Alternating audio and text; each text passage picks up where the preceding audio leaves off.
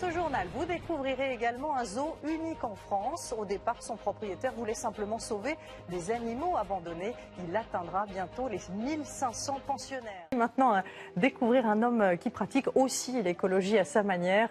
Il y a quelques années, il a décidé de créer un refuge pour les animaux abandonnés, promis à une mort certaine. Eh bien, aujourd'hui, ces pensionnaires se comptent par centaines et il envisage d'ouvrir le site au public. En Eure-et-Loire, Fatima Medouni et Iker Zabala. Très bien. Ce jour-là, Gypsy commence la rééducation avec sa nouvelle prothèse.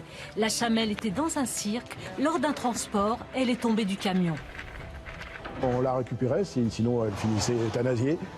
On lui a fabriqué une prothèse spécifique pour elle qu'on lui met régulièrement tous les jours. Chaque séance lui permet de progresser à son rythme. Elle est l'une des 300 pensionnaires du refuge de la Tanière. Ces bœufs, par exemple, devaient tondre les espaces verts d'une commune, mais ils étaient trop sauvages au goût des employés municipaux.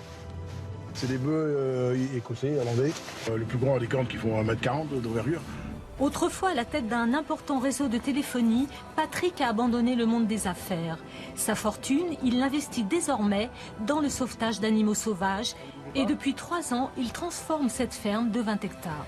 Il y a un bâtiment de quarantaine parce que c'était indispensable. Le bâtiment vétérinaire est terminé, les abris des ours sont terminés et il y a 7 à 8 autres bâtiments qui sont quasi terminés pour accueillir des fauves, des chameaux, tout type d'animaux. Son ambition ne s'arrête pas là. Prochaine étape, recruter 45 soigneurs animaliers. Quant à Florence, vétérinaire, elle a été embauchée à plein temps. Rendez-vous avec sa patiente du jour. On va tenter de faire une prise de sang à une ours qui est suivie pour un problème d'épilepsie. Donc elle est sous traitement. L'ours, dressé dans un cirque, est docile. Il y a une prise de sang, ça pique un peu, mais après il y a caramel, alors bon.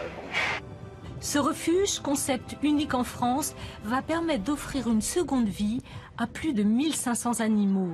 Son ouverture au public est prévue au printemps 2020.